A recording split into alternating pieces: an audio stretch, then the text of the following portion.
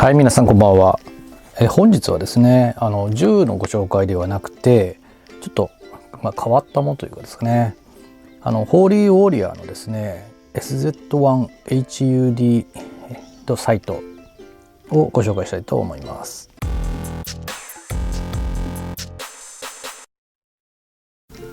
こちらがそのドットサイト。一見ホロサイトみたいな形ですけれども、こちらですね、私なんとなくネットを見ていた時に非常に見た目が気になったのがこの SZ1 の HUD サイトになります。この横にここですね、ホーリーウォーリアーというのが記載があったので、この刻印をもとにですね、ちょっとネットで探していて、ようやく名称がですね HWO の SZ1HUD ということを知りました。ホーリーウォリアーはホロサイトのレプリカですけれども、それで知っていて、ちょっと持ってはいないんですけど、信頼性あるメーカーと認識していましたが、このサイトも含めてですね、結構金額高めだったので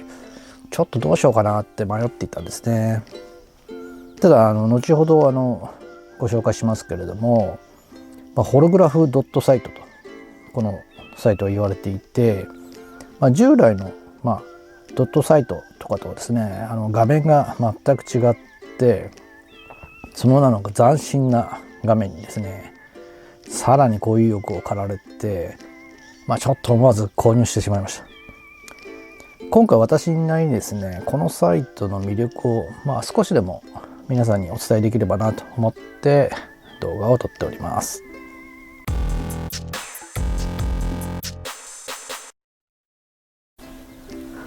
手にした印象ですけれども、材質はアルミニウム合金ということなんですけれども、持った感じ結構ちょっとずっしりした感じがありましたね。ただ重量は 200g ということなので、ホーリーウォリアー製の、イオテックの EXP-S3、こちらが約 265g ということなので、それよりは若干軽いということです。見た目はこのブラックの全体にホワイトの刻印が非常にいい感じかなというふうに思っています。それではですね、先ほど言ったような特徴的な画面についてですね、ちょっと見ていきたいと思います。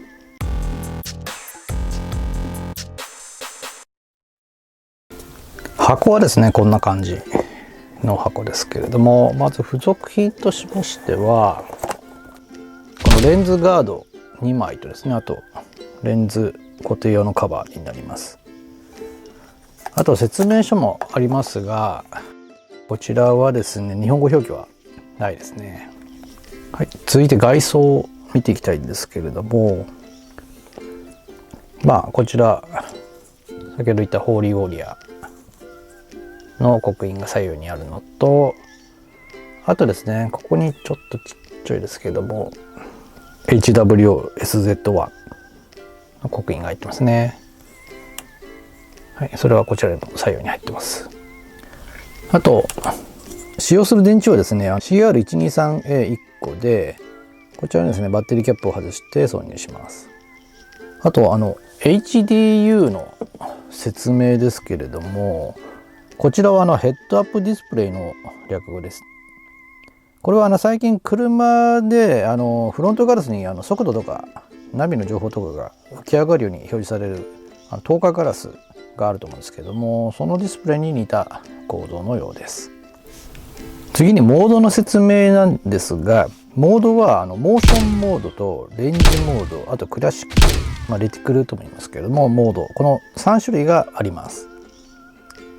モーションモードはレティクルだけじゃなくてジャイロセンサーによるピッチ角とロール角を検知できるようです。さらにですね、方角や温度、あとバッテリー残量も表示されます。そのレンジモードはですね、ターゲットの高さを設定するとそのターゲットまでの距離が測定できるモードになります。こちらも方角や温度、バッテリー残量は表示されます。クラシックモードは従来のドットサイトと同様レティクルのみが表示されるモードになります。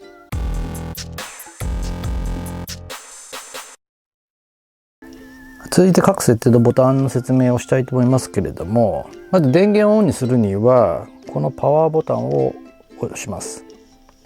そうするとですね、このようなアニメーションが表示されますけれども、ちょっと別画面で撮った起動する時のアニメーションを流してますが、ちょっとうまく撮れてませんけど、このようなアニメーションが表示されます。電源をオンにする時は1回で、オフにする時は長押しになります。一応15分間静止状態が続くと省電力モードになるそうです。このパワーボタンはですね、電源がオンの時は先ほど言いました3種類のモードの切り替えがこちらで行います。先ほどの3つのモードの中でレンジモードでの距離測定について簡単に説明します。まず画面に表示していますけれども、ターゲットの高さを設定します。画面にあるTH1.7 メートルと記載されているのが、中央にある時にアジャスターボタンで高低を設定します。設定幅は 0.2 メートルから 2.0 メートルまでです。このターゲット高低を設定すると左側のインジケーターが変わります。そして設定ボタンをもう一回押すと変更した TH 何々っていうものが右下に移ります。この画面が通常画面になります。この時に画面の通りターゲットの高さを左側のインジケーターに合わせることで距離を測定できます。私も距離を近距離ですけどやってみましたが、大体合ってるなというふうに思いました。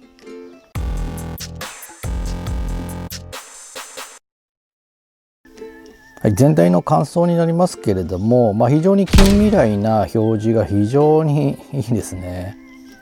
この携帯も私は非常に洗練されていると思います。かなり多彩な情報が表示されるので、ここまで必要ないと思う方もいるかもしれませんが、見た目がですね、はい、実際の画面ちょっと映してますけれども、このような見た目がですね、戦闘機のコックピットみたいな本当乗ったことありませんけれども、そんな感じもしてですね、単純にかっこよく感じましたね。私が気に入ったのは距離の測定ができる点と、あとゼロインをボタンでできる点ですね。ゼロインを今回信頼のある東京マリンの次世代電動ガンで使用しましたが、やっぱりボタンでできるのでやりやすかったですね。そんなに使用する頻度は少ないかもしれないですけれども、私的には嬉しい機能でした。あと電池残量が分かるのもいいですね。私はですね、充電式の電池を使用しているので、充電時期が分かるのはありがたいですね。難点は、少し私の目が悪いとですね、もちろん裸眼だとぼやけます。もちろん今までドットサイトも、裸眼だとちょっと多少ぼやけて見えてたんですけれども、ドットなんでなんとかごまかしたんですが、今回のような多彩な情報や数字があるとですね、もちろんメガネかコンタクトをしないとちょっと厳しいですね。これはメガネでやればいいことなんですけれども、あと試してないですけれども、日光の下などちょっと明るいところでは、これ白色の表示画面なので少し見づらいかもしれないですね。あと値段的には結構いい値段かなというふうにはちょっと感じています。なのでドットサイトとかですね、最低限の機能で良いという方にはもちろんおすすめはできないかなと思います。今後はですね、ちょっとガス風呂で使用したいと思っているので、このガス風呂のですね、揺れにこの耐久性がどれくらいあるかっていうのが、まだ一定ですね。何か問題があったりしたらですね、お知らせできればなというふうに思います。今回見た目だけで結構購入しましたが、私的にはこれ今までにないサイトなので、購入してよかったかなというふうに思っています。従来のドットサイトに飽きた方やですね、結構新しいものが好きな方、こういう方にはお勧めできる一丁かなというふうに思いました。はい、簡単ですけれども、ホーリーウォリアーの SZ1HUD サイト、こちらのご紹介を終わりたいと思います。最後までご視聴いただきありがとうございました。またお会いする日まで、さようなら。